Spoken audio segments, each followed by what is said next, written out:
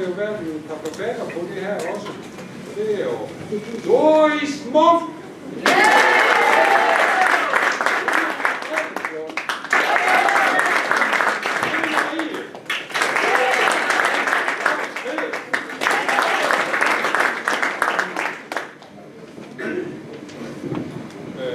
Vi har også haft nogle instruktører. Der vil jeg gerne sige stor tak til Anne-Marie og Claus.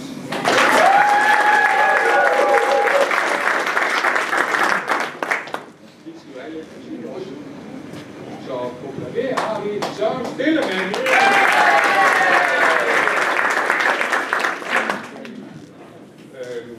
De har jo med at glemme ind, mens de kan skuespillere. Så hende vi aldrig ser. Chauffør Anne-Lise Vang Jensen.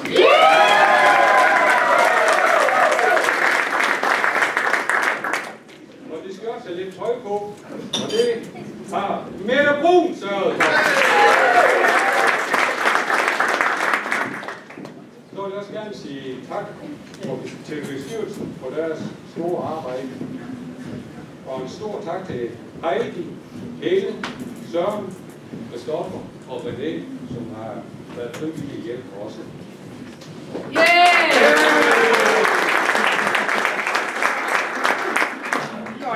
Er der nogle praktiske oplysninger? Revyen den var cirka en time om kvarter. Der er ingen pause. Bagefter så vil vi gerne have hjælp til at stille nogle borde op og stole, hvor I kan selv hjælpe jer selv med. Og det bliver ledet af Bjarne Andersen. Derefter vil jeg en stor buffet herude med tapas, som Grete og Annette har konkurreret. Og cirka ved 10-tiden, der kommer der musik. DJ Claus Nielsen. Det er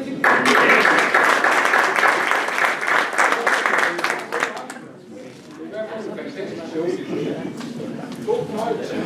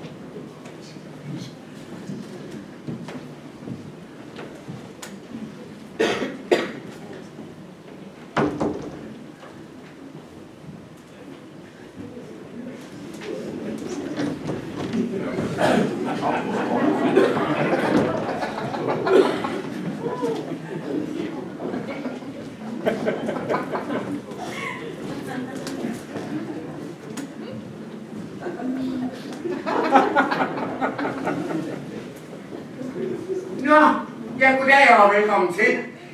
De er så død. Jeg vil jo egentlig gerne høre om deres liv på jorden. Hvad kan de huske om den fantastiske planet Jorden? Hoved, helvede til mit ID. Mailbox, e-boks, dankort, benzinkort, Robis, telefonitis, hesapatitis, bankboks, dropbox, kode, book-kode, havmål, afstraffelsesmetoder. I Gud, hvor er jeg udmattet. Må jeg ikke godt komme i himlen? Jo, det kan vi da sagtens finde ud af. Du modtager lige nu en besked med dit midlertidige kode, som du bedes indtaste inden for 3 sekunder. Herefter anbefales, at du ændrer koden, og koden skal bestå af minimum 55 tegn og maks 85 tegn. Et lille bogstav og 30 store. Et tal og 27 specialtegn. Bemærk, at tegnene større end og mindre end en ø og å ikke kan benyttes. Nej, eller apostrof eller gåseøjne. Krisetær er dog undtaget. Og så skal du gentage dit nye kodeord. Derefter så kan der gå op til 800 timer før det er aktivt. Men velkommen i himlen.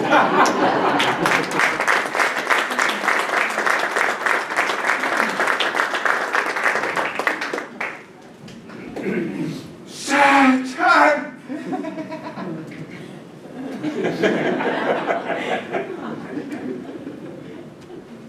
Vil I dig valgt for mig?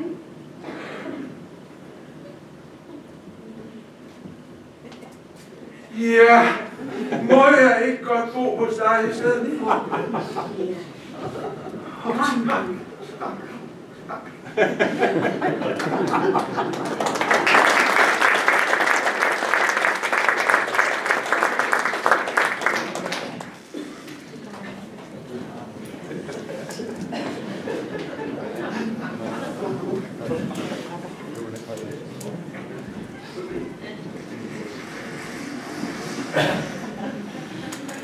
Det var sat, hvor var der en god aften i går, hva'? Ja, det var... Og så med mennesker. Ja. Ja, prøv lige at se her, hvis vi ikke kan lave den gamle snald op. Ja, nemlig, ja. Hvordan var det lige, det var med frontsblad oppe i stedet? Du har Kirsten, de har været flætkåb for nogen. Ja, det er vildt. Det er vildt, ja. Ja, det er vildt. Det er vildt, altså, ja. Så jeg har godt nok hørt, at de ikke ville købe dem. For der var ikke lige nogen, der skulle bruge dem derhjemme. Nej, men det er det, jeg sagde. Dengang de hørte, at det var donation, så var de jo godt købe. Nå, siger man det? Hvad så med frontsblad nu, de er sat op i stedet? Det må da give sådan en meget bedre akustik næste år til koncert. Jo. Det er fuldstændig lydløst. Nå, ja. Fint nok. Så må man det blive at finde noget andet navn næste år under koncertstedet, så der går og tyser folk. Det gjorde hun af det. Det gjorde hun af. Det gjorde hun af. Det gjorde hun altså. Det gjorde hun af. Jeg kan altså se her på min telefon, at 12-tekstplader de dæmper med unødig støj med 40%. Nå. Fint nok. Så må der være sådan en meget bedre akustik næste gang op i halv.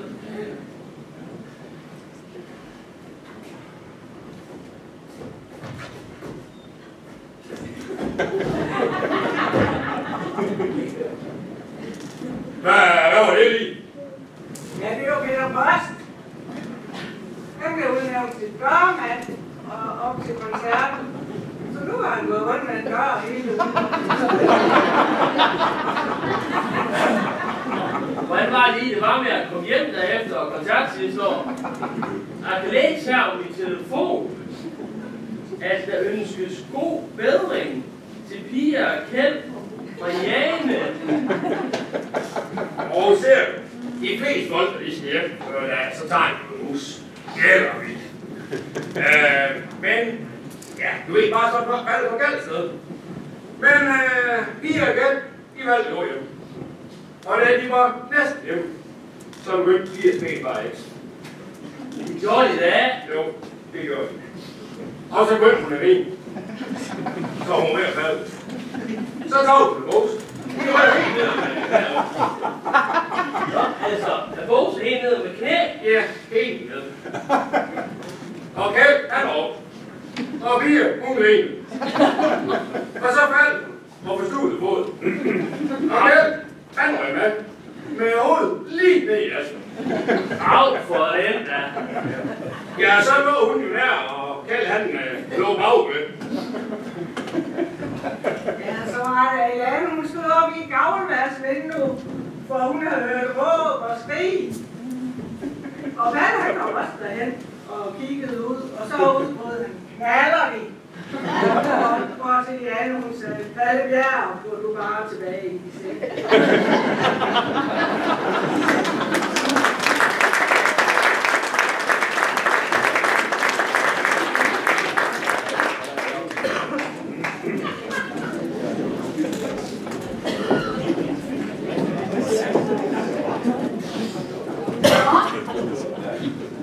God aften alle sammen. Jeg vil godt lige spørge jer om noget. Hygger jer? Ja. Nå, okay. Det håber vi lidt, at I gør. Fordi, som nogle af jer måske godt ved, så kan det faktisk godt være sådan lidt, det kan både være svært, det kan være stressende, det kan kræve både blod, sved og tårer. Og skrive sådan en revy her, det er faktisk ikke så lige til. Så vores kære revyfolk, de har sådan lige været lidt i tænkeboksen. Hvad er det, vi gør her for at gøre det nemmere for os selv? Så kom de i tanke om det her som nye modens kunstig intelligens. Også kaldet for eksempel ChatGPT. De tænkte, det skal det simpelthen prøves af. Så de gik ind over computer. De trykkede lidt, hvad skal jeg handle om, nogle ord og nogle sætninger. Og vupti, så var det en revysang. Og den her computer her, intelligens, den kunne simpelthen også selv skrive melodien. Den kom med en bud på mit tøj. Og ikke nok med det, så kan vores klaver faktisk også spille selv. Så nu vil vi godt prøve lige at give en bud på, hvordan det kan lyde, når det er sådan der, sådan ChatGPT, der har været inde over. Så må vi jo se, hvad I synes. Jeg gør så godt, jeg kan. Det handler om en kat.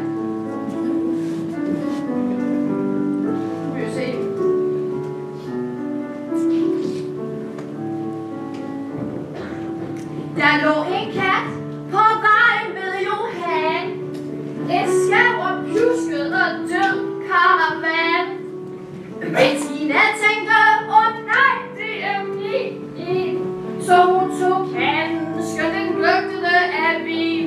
Og Johan sagde, smid den i skraldestanden. Det er jo bare en kat, der for fanden.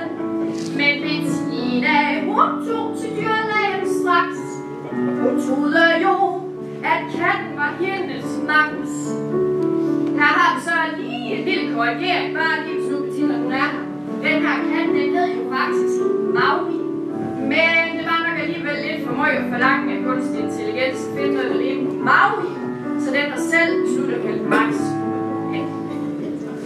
Hos dyrlægen sagde hun, er det min skat? Den var jo så sød, for den blev flad som en hat. Dyrlægen nikkede, men var lidt forvirret. Han ringede til Johan, som var totalt upåvirket, og Johan sagde, smid den i skraldespanden. Hvad skal jeg da med den kat, der for fanden? Bettina blev stædig. Det her, det er for skørt. Mens Johan gik ind og var totalt uberørt. Der vil vi så nok alligevel godt give den her intelligens ret, fordi det skal nok passe, Johan han har været fuldstændig ligeglad med det her stykke kat. Men havde det må være en gås, der var blevet gjort det. Så er det været en helt andet. Det er vi sikker på. Og katten, ja, den ender i et hul. For Bettina sagde, den var jo min guld. Men da hun kom hjem, og så Max tog en lur, så skreg hun, nej, jeg vil godt, vi skal på tur, for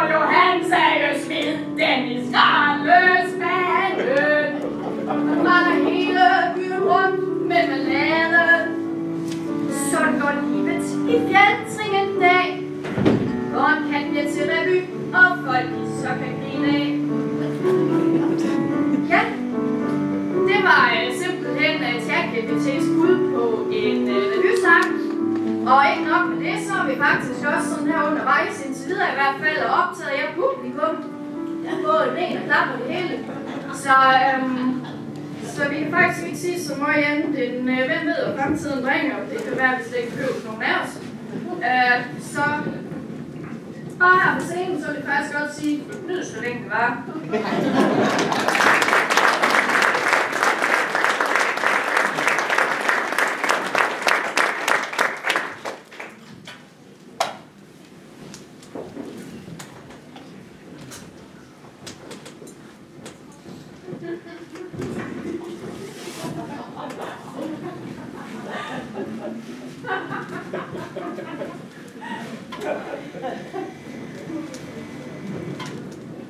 Vil I høre, hvad vi har lavet i skolen i dag? Det hed vi dyrene. Ja, vi kiggede på dyr og malede og lavede masker. Ja, og vi gik i optog gennem byen. Ja, vi var også oppe i kirken. Det var rigtig, rigtig sjovt og spændende. Vi har lavet en sang om det, vi hører. Ja.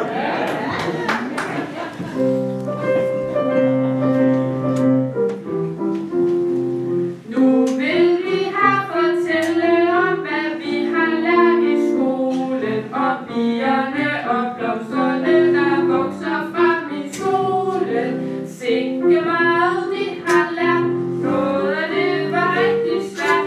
Hej, hurra for vores jord, der er så mægtig stor.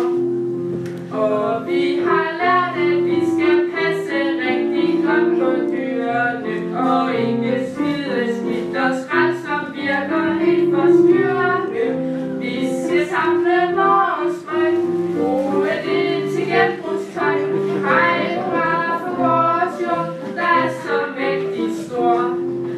Der er så mange dyr, så ikke helt kan leve livet, fordi naturen, hvor de bor, bliver taget alt for givet.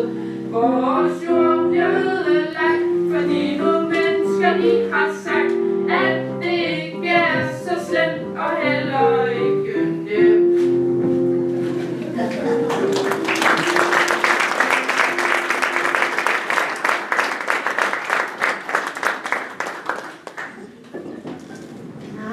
Nej, fine.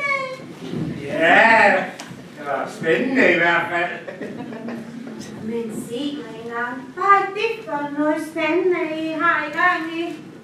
Vi arbejder med skrald og genbrug på skolen. Ja, så har vi også noget læring om noget lidt mærkeligt. Ja, det er sådan lidt abstrakt. Ja, folk skal ligesom forestille sig at være en bille. Ja, og prøve at sige som den bille, man er klædt ud som. Ja, men folk de forstår heller ikke rigtig en skid. Men de kommer op i kirken senere, og der er der noget fest. Hej hej!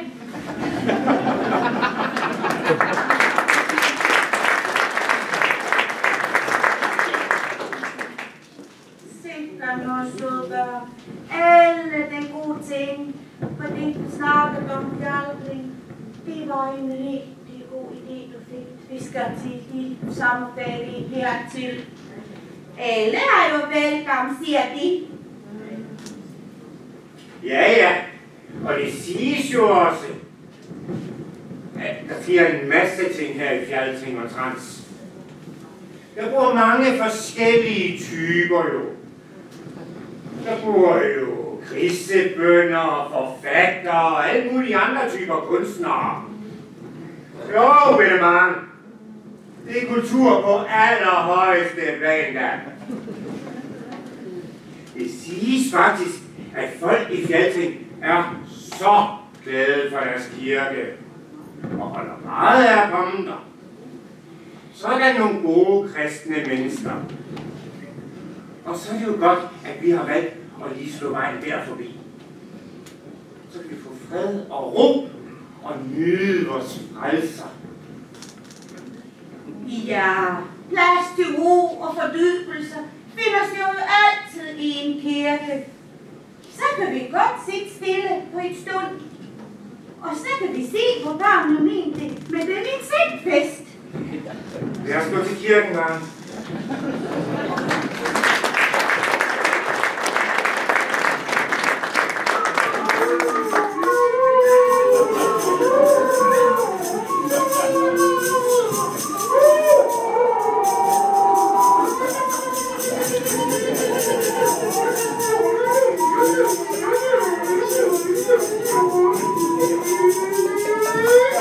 Ja. Et eller andet siger der i hvert fald, kan jeg høre. Ja. Lad os nu bare få ind. Vi går ind og tæller os.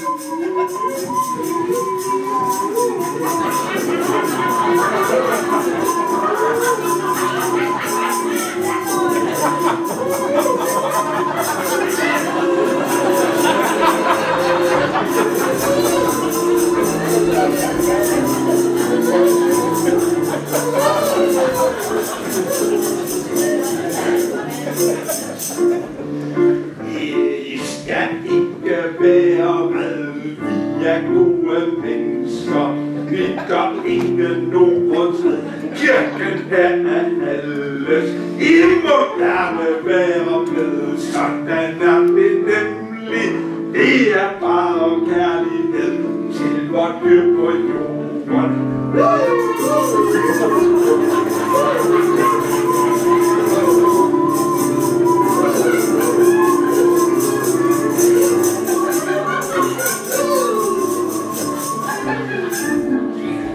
Jeg er bare en humlebi, og jeg stikker ikke her.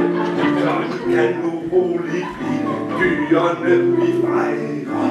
Dyrene skal vi passe på, ellers går det ikke. Sammen kan vi alle nå dejligt liv på jorden.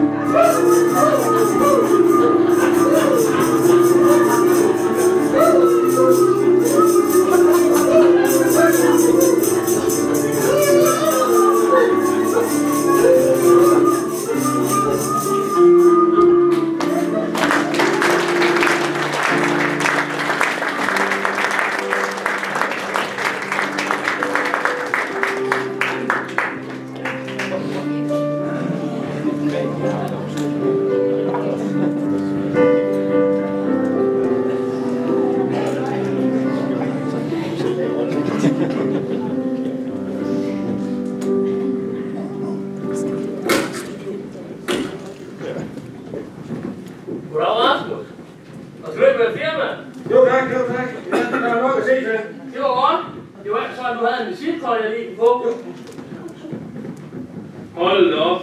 Jeg tømmerarbejde, det var jeg egentlig godt klar over, du kan. Men der står også, du kan en masse andet. Hvad kan du egentlig? Nå, nu skal du høre.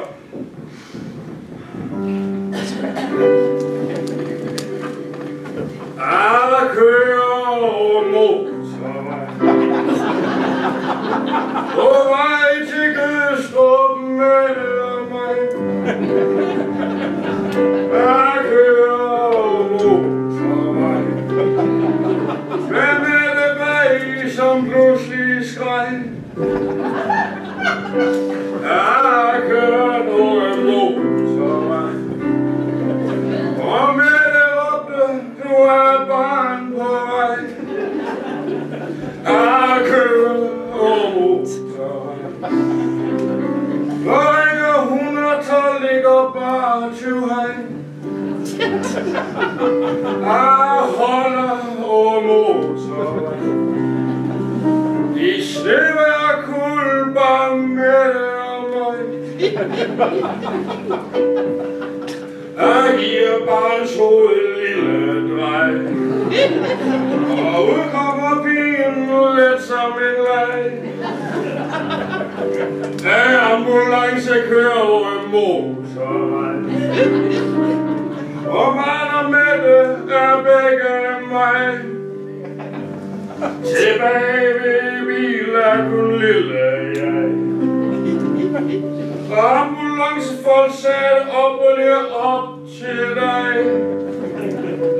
Jeg kører over motorvej. Men helt alene, det er jeg. For på sædet ved siden af mig, der ligger moderkage og glor.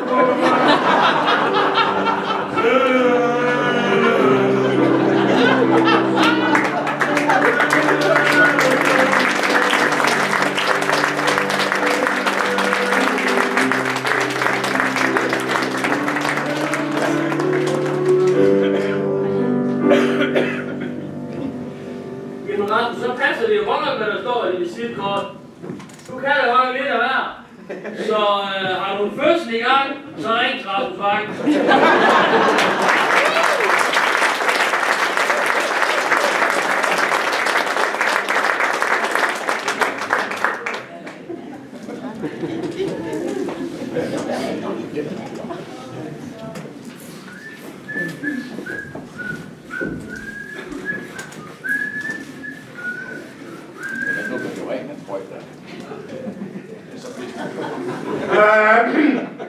Der står jeg igen.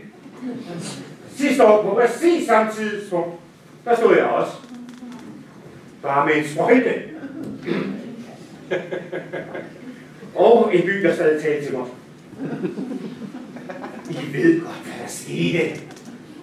Der er ingen grund til at rippe op i det. Men jeg kan mærke på jer, at I gerne vil have historien. Så vi tager den en gang mere for bæreste række. Ja, Johan, han gik med sprøjten. Og Johan, han sprøjtede lidt. Det var ikke bare ukrudt, Johan, han ramte. Han ramte faktisk alle georginer. Og det er jo faktisk ikke små ting. Sidste år var første gang i 20 år, at der ikke var en eneste georgine i hele Fjaltring. Og det er altså længere, end Anders Bjørn har været pensionist. Og så var det, at de gik fra at sige, at Johan han var sådan en flink og fyr, til at de sagde, ja, det var så Johan, der ødelagde den sommer. Jeg prøvede faktisk at redde det ved at komme hjem til den søde Anne med sådan en buket plastikblomster. Men den gik altså heller ikke. Lad os bare sige, der har spist min sidste kanelkage derhjemme der. Men nu siger min Bellane også, at nu er det øko. Ja, selvfølgelig Anne. Det er bare en frem. Men når ukrudt så begynder igen, og begynder at vokse op, og stå som en jungle, og skvalderkålene begynder at grave sig hen over alle georginerne. Og bys frivillige, de begynder at stå i sådan 90 graders vinkel hen over det hele. Og for meget ondt i ryggen og sådan noget. Tror jeg så ikke, at de alligevel vil kalde på Johan, så de lige lidt glemt. Nej, jeg gør det ikke. Jeg har simpelthen lært af min lektie. Jeg holder simpelthen fingrene for sprøjten. Ja, altså mindre. De bliver sådan lidt trætte af det der med at gå og lure og hakke og kælde og sådan noget. Kunne jeg jo lige sprøjte lidt. Jeg har jo også et solidt stykke i Birgit Wolf. Hun havde de der fantastiske økologiske tomatplanter, så hun kom til at sprøjte ihjel jo.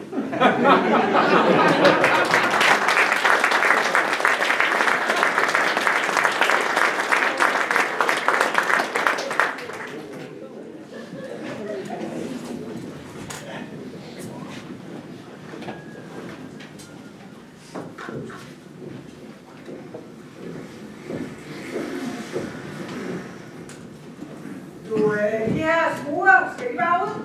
Ja, det er bare all right. Så står der den her drev her, der er sådan lidt slidt. Skal den ikke også bare ud? Det er bare ud med den, det er også bare all right. Sig mig lige en gang, hvorfor er det, du begynder at sige all right? Jamen det er for, jeg her på det sidste har gået så meget over i stallen med Michael Kjær. Og han bare hele tiden siger, det er bare all right.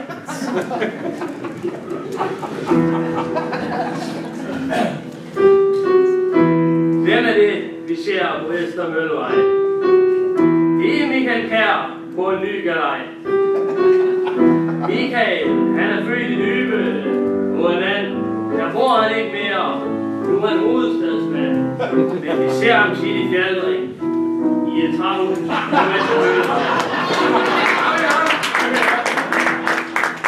Han siger tit all right. Han er jo også det store byknej. Måske han der løber rundt i nattens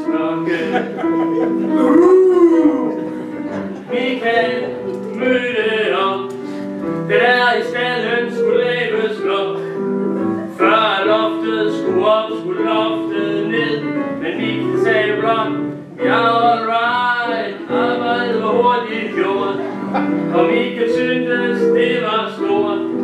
Det der med at møde klokken 7 på job, skulle I være i København, først klokken 10 står de op. Mikkel prøver uden held, han lytter ikke, siger han til. I København siger, vi gider ikke, det er for tidligt, venner.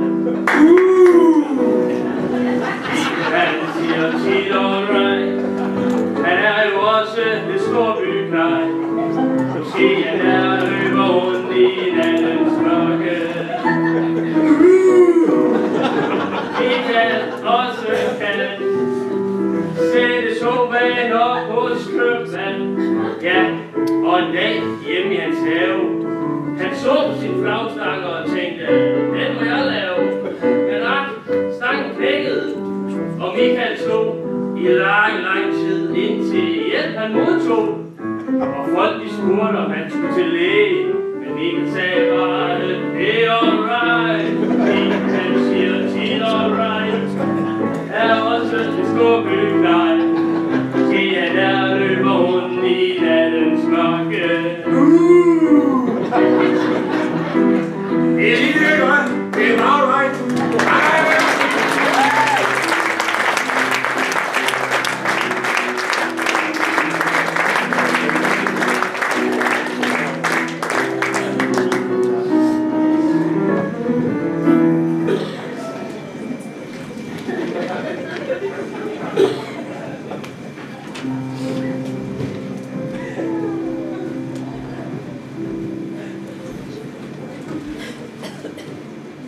Ja, her står jeg så. Jeg er fra Naturhistorisk Museum. Og jeg kom til Fjalting, til UR, for at fortælle strandkodet med broen, hvad jeg er for nogle størrelser af skildpadder, der kan skylle op her på den jyske vestkyst. Ja, vi går jo i stranden hver dag og holder øjne døgnet rundt, men det driver nu i landet.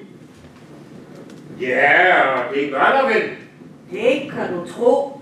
I siger, hvor de strømmer, så kommer masser pindel affald ind. Ja, og så skal du jo ud og rydde op. Nej da. Det har vi jo godt til. Så vil jeg så høre, hvad så hvis der skyller dyr op? Ja, og nu tænker jeg jo på de sjældne skildpadder. Ja, det tænkte jeg ikke. Men Christian Mundsgaard, skød din sæl. Undskyld, jeg skal gå ikke rundt og skyder på dyrene. Jeg håber, jeg sandelig ikke, hvis det handler om de mange sjældne skildpadder. Derfor vil jeg nu fortælle jer om skildpadder. Tak med det. Altså, skildpadder har om nogen lige under de her klimaforandringer. Men det vil vi kigge på senere, hvad vi kan gøre ved det. Først så får vi et indblik i skildpaddernes fantastiske liv. Nu skal I høre om 3 forskellige skildpaddetyper, I kan støde på ved den jyske. Vi ser først kongeskildpadden, som er en stolt, udseende skildpadde, stor og mægtig og temmelig vild med sig selv. Ja, og dernæst der kommer ninja-skildpadden.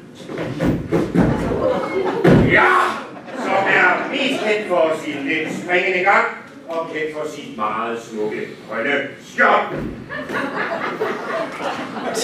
Til sidst et meget forsigtigt hej til æselskildpadden. Ja, æselskildpadden er faktisk den hurtigste skildpadde.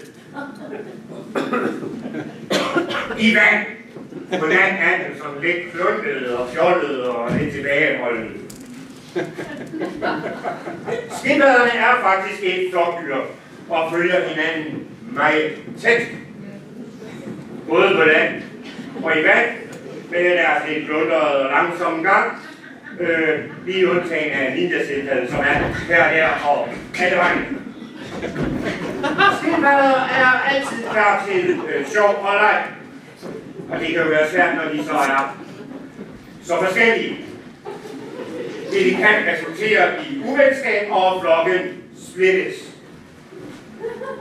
Men sandsynligvis vil de ret hurtigt gode venner igen, da ingen af dem faktisk bryder sig om at stå alene. Og det kan man se ved, at de gnider sig op ad led af hinanden. Og kongeskildpadden går i gang med at trælle. Og ninjaskildpadden laver øjelyd. Og æselskildpadden, ja, det siger jo nok sig selv.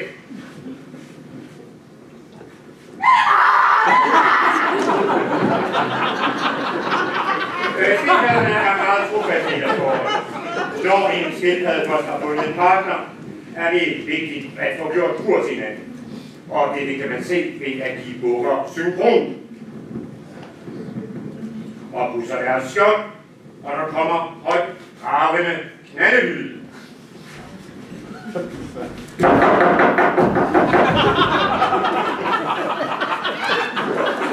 Når vi det første på plads, så er skildpadderne faktisk sammen for evigt.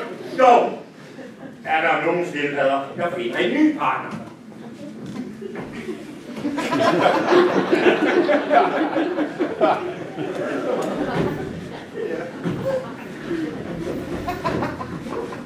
Ja tak. Ja tak. Ja tak, skildpadder. Ja, I skal opføre hun. Opføre. Ja, ordentligt. Tak. Skildpadderne ligger æg på land.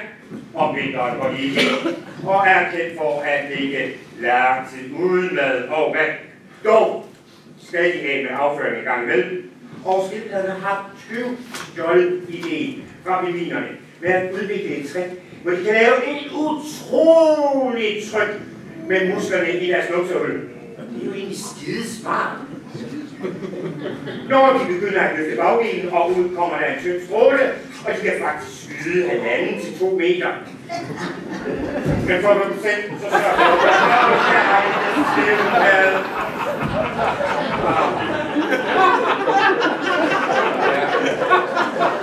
De er ikke rigtig dyr, den der skildpadde.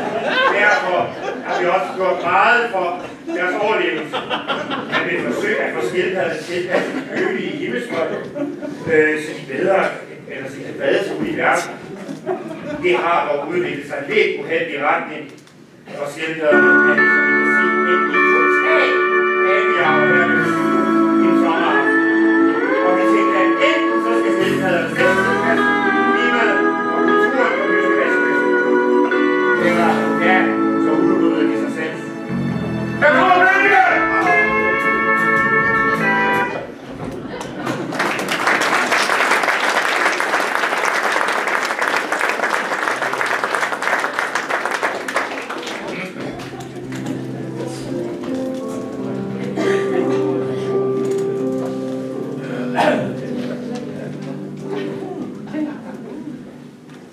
Jeg er lige på vej hen på vandrehjemmet, og så mødte jeg en i sagen med Rabeck, der er booket fuldt op på vandrehjemmet, men det var ikke gæster, det var ubudne gæster.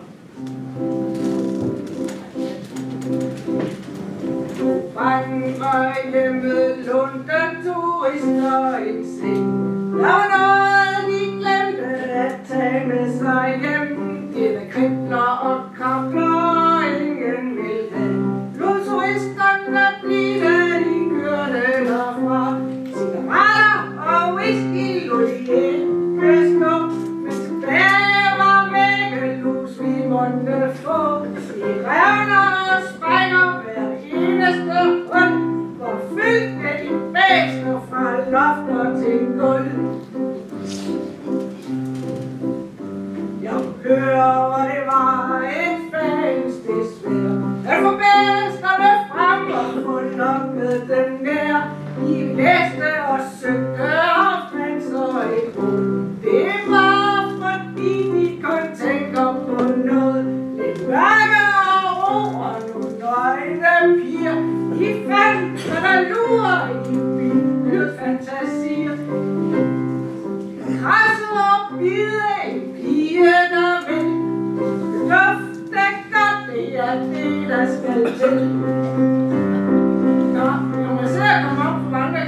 Tita venter.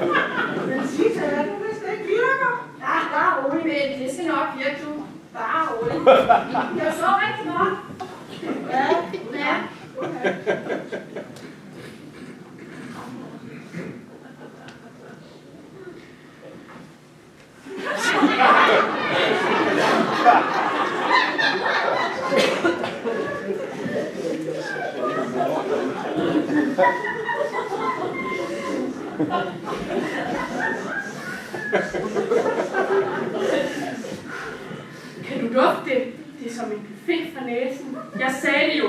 Det var Brian, er det bedste i byen. Skal vi starte med den lille skål derovre?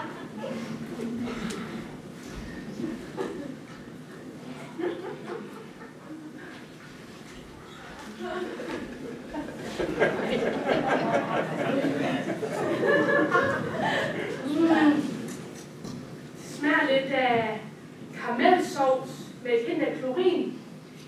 Og lidt saltet. Jeg bliver sindssygt tørstig af det her. Så er det godt, der er en blodbar lige der. Let's go.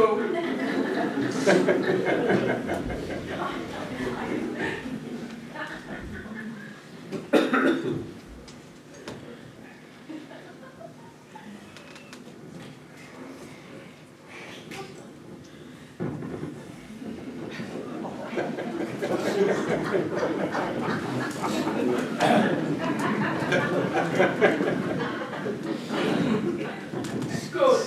Se det hyggeligt, vi har det.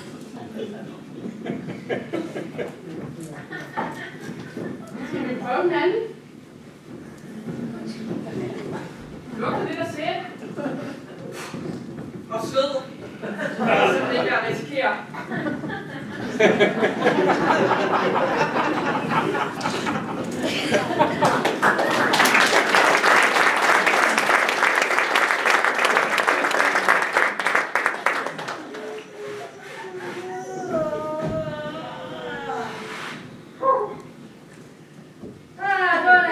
de der søvn, hva'? Nej, det er jo helt ferie med. Du ligner jo sådan en helt spist buffetmand. Hvad er der lige foregået? Ja, det stak mig. Men hvorfor har de ikke taget dig? Jeg sagde en ægte med det.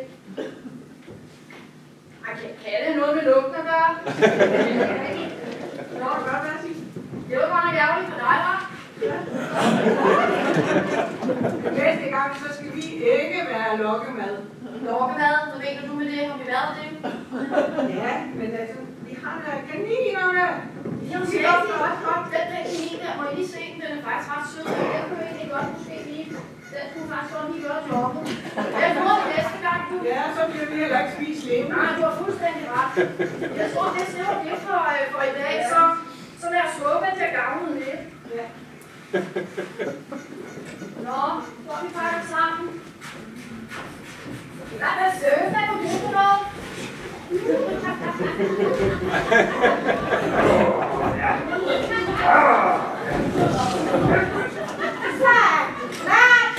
Og andre hjemme er frit. Ja, det bliver dejligt at få sine koner hjem igen, så man kan få noget kaffe. Nej. Den er også død.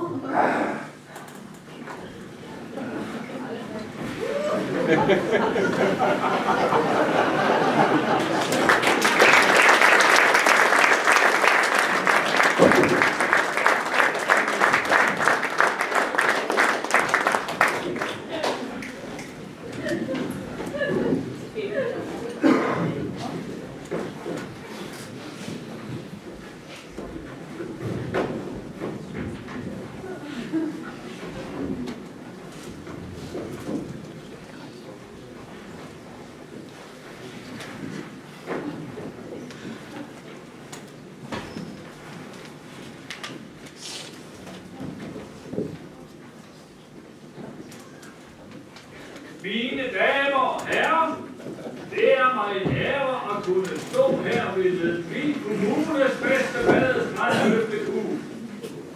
For første gang i historien optrædes der af Høftekue Saunaklubs nyoprettede mandehold. Vi skal nu opleve deres træning i synkronsvømning.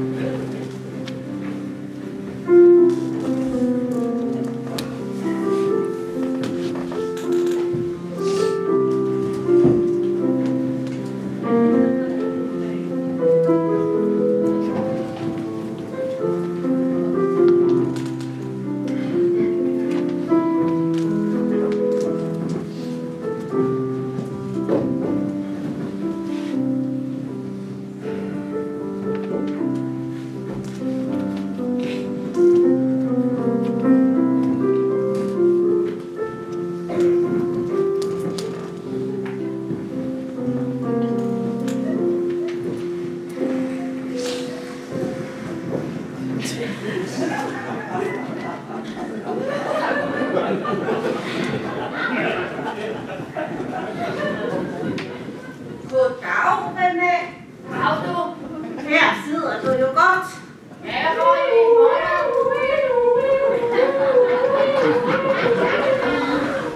Så du den politibil kører til kogte ko? Det så jeg sgu ikke. Jeg skulle vel op ned og hente et brød, tror du ikke? Det lover jeg. Men René, lever du ikke holdt sidste år efter revyen med politi ved forsamlingshus? Jo. Ja, det er slet ikke så farligt. Nej. Altså, politiet har jeg det jo bare så fint med. Det har jeg. Ja. Men det er godt nok noget værd med at klære på det. Ja, han blev han op ved købmanden og fik en bøde, fordi han havde nøglen i bilsætningen. Jamen, René, har du ikke brændt? Nej, overhovedet ikke. Nej. Som sagt, så er jeg rigtig gode venner med politiet. Ja, dem har jeg ingenting imod. Nej. Men, det var godt nok noget værd med, at han var kant og sur igen. Hej, Erik. Nå. Okay. Du blev optrådt ind med politi den sidste. Med den anden dag. Købmand.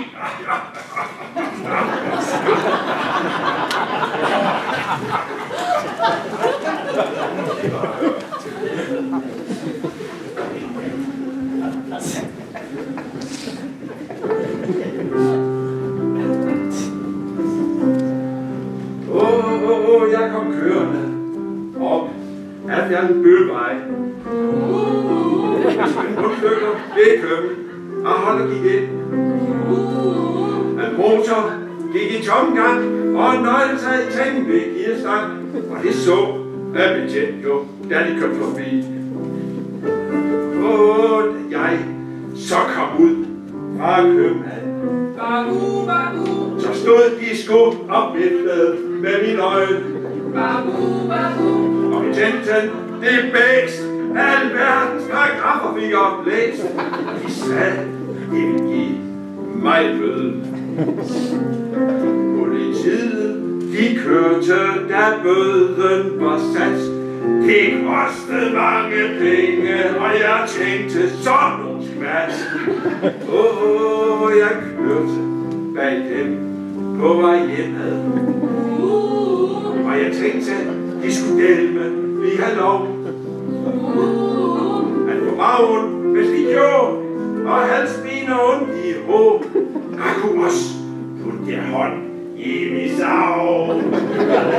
Eller de kunne svamp og ondt i sin mave. Giv deres koner bestilt, og deres børn ikke vil snakke med dem. Du er ensom resten af. Kunne de bare køre af vej og lade nogle marker med alle video og i vejr. De skulle sørme censur og arbejde ligesom mand, i stedet for at spille der tid. Tikkelu, tikkelej. Nu er jeg snart hjemme. Og hjemme, der venter jo min skat. Og hvad der er hent, det er nu hurtigt hent. For bilen, jeg starter op endnu. Og parkerer foran købmanden, gør jeg sgu. Ja, og bøden, den har jeg spildt. Tak skal du have.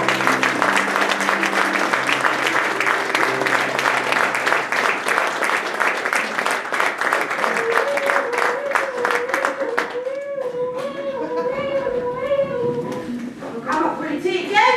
Kør en smule træt. Nå, ja. De spørger nok op og se på sceneriet, tænker jeg.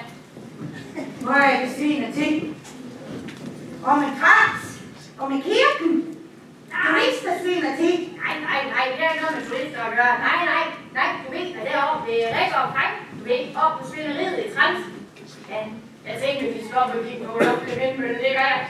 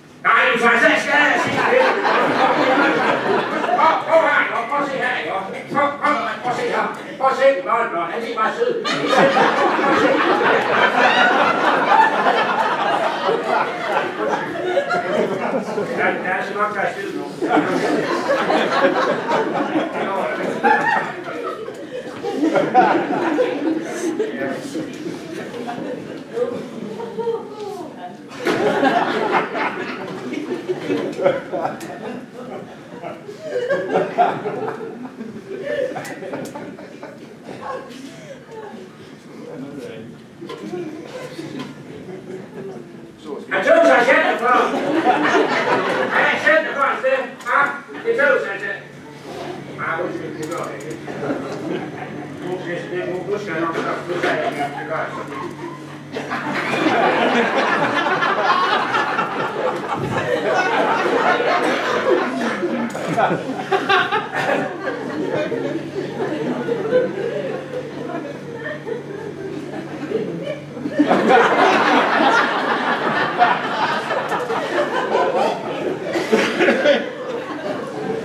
Er du en Ruby? Du ligner en Ruby. Er du en... Nej, undskyld.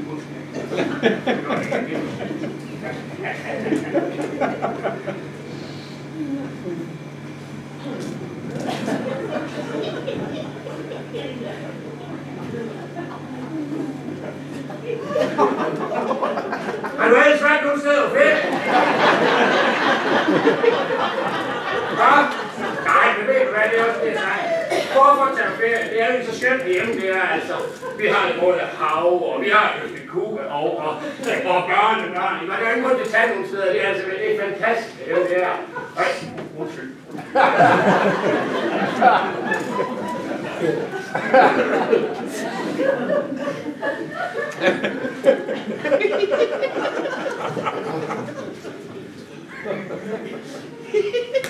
Ja, nu har jeg også været herude i så forfærdelig i mange år, ikke? Så jeg er helt i jubilæum, og så var jeg tænkt, så kunne jeg holde, fordi at det der var corona, så der havde jeg lukket. Men så var jeg også tænkt, Sandra, du har jo lært mig Jens i dag, så det er jo lige muligt. Så, hvornår var det, der var corona? Det var, jeg havde lukket derfra, det var jo i, hvornår? Jeg var lige ud, og jeg tænkte lige med kalender, derovre, ja, jeg tænkte lige med kalender. Ja, det var jo, ja, prøv lige at vente. Ja, jeg tog sådan lige, jeg har lige herovre. Ja, nej, prøv lige at, nej, det har jeg skrevet ind. Nej, jeg har ikke fået. Nå, han er god. Hvad fint for han fik. Nå, det er nu skønt, den der samtale fik til det. Men det er overhovedet ikke afbrudt.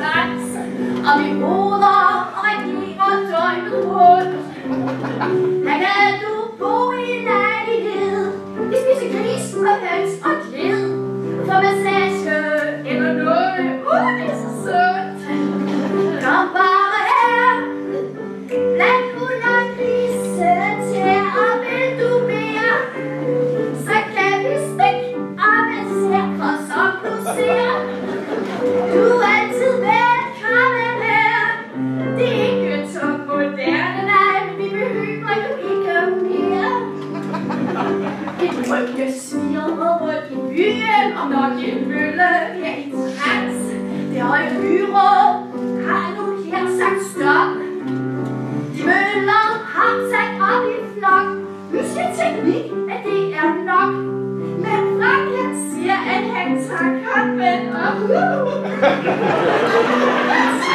Og derfor må de møllestop. Og at loppen, det vil møllen trukket op. Og sætte presset, kom hertil. Se frem, ikke om jeg vil.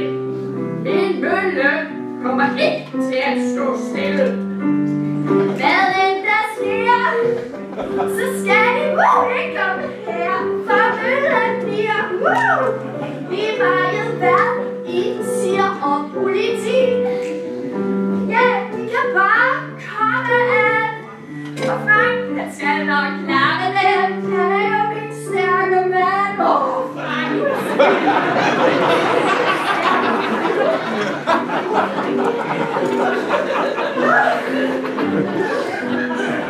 Det gamle oliefyr i huset, at det fik vi smidt ud. En varmepumpe var nu helt i top. Og strømmen, den er også for dyr. For møllen skal vi nu have styr, så pengene de ikke slipper op. At den strøm til huset her, jeg ikke forstår. For der er overgang i vores hus. Men som min skønne Frank han siger, så kan det strømme til fynske piger. I en tid til nærmere og en arbejdsstop. Kom bare her. Lad du nok vise til mig.